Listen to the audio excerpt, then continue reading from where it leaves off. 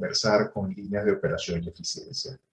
El objetivo es que el día jueves ya podamos entrar entonces en materia de talleres, de ejercicios sobre cálculos de coeficientes de transferencia de masa, sobre el trazado de líneas de operación, sobre eficiencia. Entonces, tratemos hoy entonces de maximizar el tiempo para avanzar sobre la parte del componente teórico para que podamos pasar entonces a un componente práctico.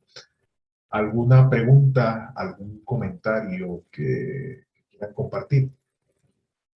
¿Alguna inquietud que tengan?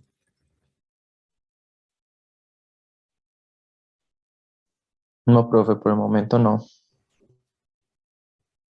No, profe, de mi parte no. Bueno, ya las mezclas para hacer la asignación especial están listas. Ya las estoy terminando de simular. Estas mezclas van a ser asignadas, yo estimo que a más tardar mañana o el día jueves en su defecto. Ya varios grupos han entregado su asignación. Ya podemos comenzar entonces a trabajar. ¿Ok? No sé si falta alguien todavía por algún grupo. El caso es que están perdiendo tiempo. ¿Ok?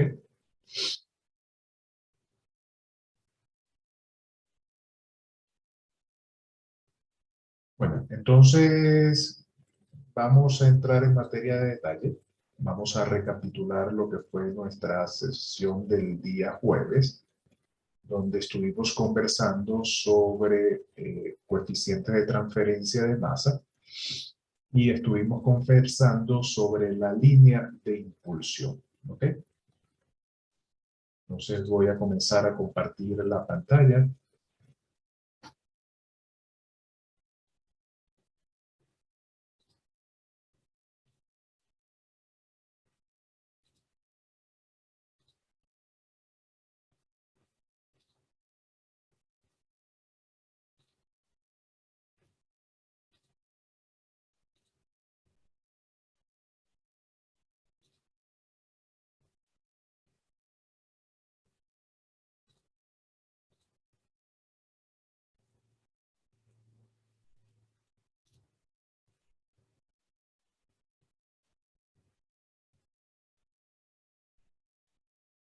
Bueno, el día jueves, perdón, de la semana pasada, comenzamos a discutir los aspectos relacionados con la teoría de la doble resistencia. Decíamos entonces que esta es una de las teorías más generalizadas y aplicadas para comprender cómo tiene lugar la transferencia de masa con dos fases, entre dos fases. Dos fases que generalmente se encuentran en movimiento, es decir, que vamos a estar en presencia de transferencia de masa convectiva. Veíamos un ejemplo donde considerábamos que, por ejemplo, podíamos tener en contacto una fase gaseosa con una fase líquido. A esa fase gaseosa le asignábamos en términos generales una nomenclatura que podíamos llamar como la fase E para generalizarla y poder aplicar esta aproximación al contacto de otro tipo de fases, por ejemplo, líquido sólido, gas sólido, por ejemplo. Y otra fase, en este caso para el ejemplo, una fase líquido o una fase genérica que podríamos llamar R como tal, donde entonces tiene lugar la transferencia de masa desde la fase gaseosa, esta fase que encontramos del lado izquierdo, a la fase que encontramos del lado derecho. Acá encontramos las condiciones en el seno de la fase, lo que en la literatura vamos a encontrar o generalmente denominado el bulk, lo que es el seno de la fase fluida. En este caso, para la fase gaseosa, encontramos la presión parcial de A en la fase gaseosa, la fracción molar de A en la fase gaseosa, en tanto que en la otra fase encontramos las condiciones también en el bulk, que vienen a ser la concentración de A en esa fase líquida o la conversión, o la fracción molar de A en el seno de la fase. Existe un gradiente, en este caso, de presión parcial, una fuerza de impulsión que ocasiona que haya el transporte de la especie A desde el seno de la fase hacia la interfase. Definíamos que en la interfase adyacente a esa zona donde está en contacto las dos fases en cuestión, se crea una película muy delgada, una película que se conoce como una película estancada, donde alrededor en esa zona no hay movimiento del fluido. En esa condición, entonces, esa película que va a tener un espesor que generalmente se denomina delta como tal, o el espesor de la película estancada, vamos a encontrar que se encuentran en contacto las dos fases, alcanzándose concentraciones o fracciones molares que denominamos en la interfaz.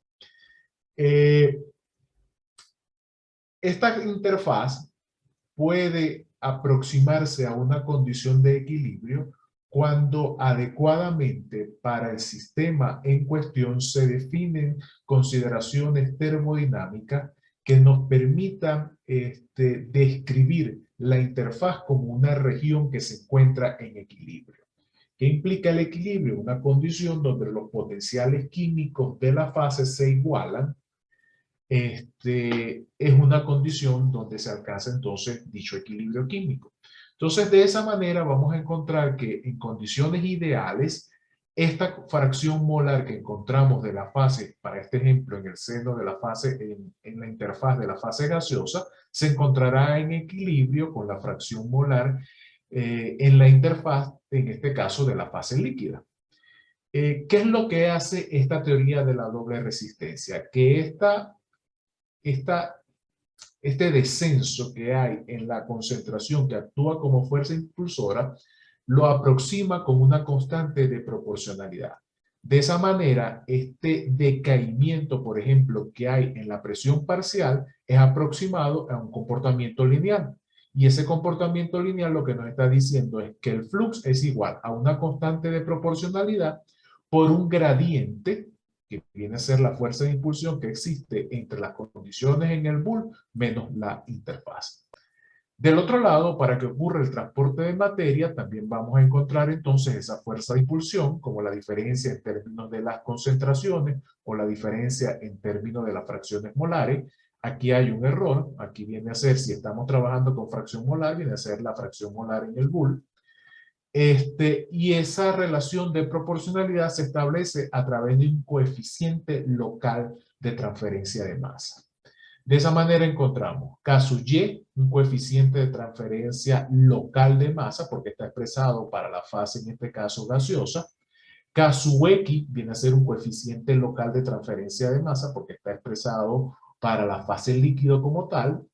Y la relación entre ambos es lo que nos va a definir una línea de impulsión.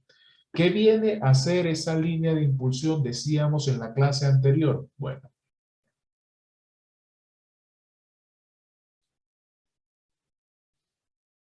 cuando representamos la fracción molar de una de las fases con respecto a la fracción molar de otra fase, podemos identificar los siguientes elementos.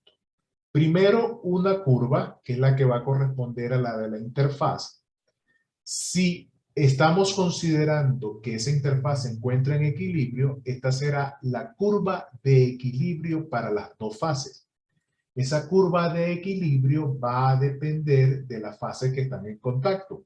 Me explico. Si estamos en un sistema gas sólido, por ejemplo, podemos referir que esa curva de equilibrio se expresa en función de la ley de Henry, de la ley de Raoult.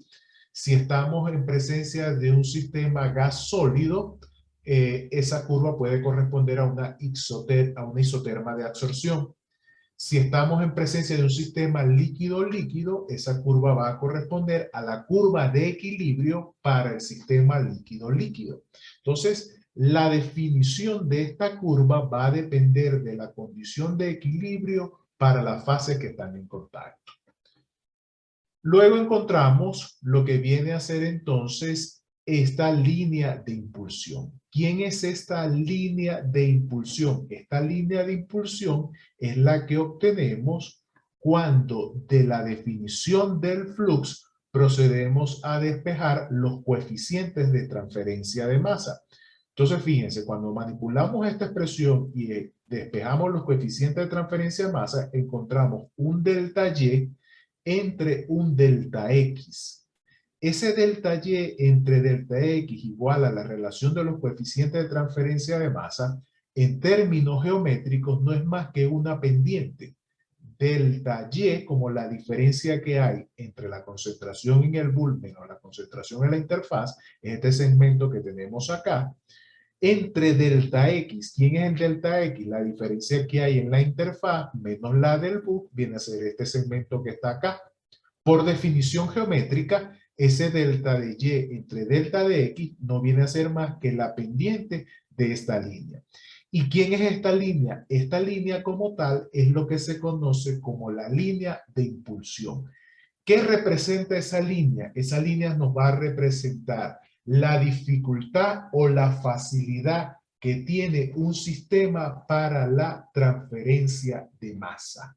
Eso es lo que nos va a representar esa línea. Esa línea comienza entonces acá en el punto M. ¿Quién es ese punto M? Las condiciones en el bulb para ambas fases. Y su AP en el bulb, que en el caso del ejemplo anterior vendría a ser la fracción molar que hay en el seno de la fase gaseosa. ¿Con respecto a quién? En la